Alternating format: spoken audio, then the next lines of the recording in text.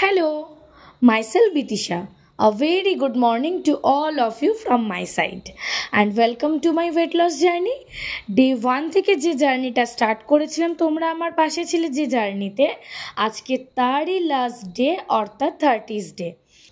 দেখতে দেখতে 30টা দিন কেটেই গেল এই ওয়েট লস জার্নির। হ্যাঁ, ওয়েট আপডেট তো অবশ্যই তোমাদের সাথে শেয়ার করব যে এই 30 দিনে কতটা ওয়েট আমি কমাতে পেরেছি।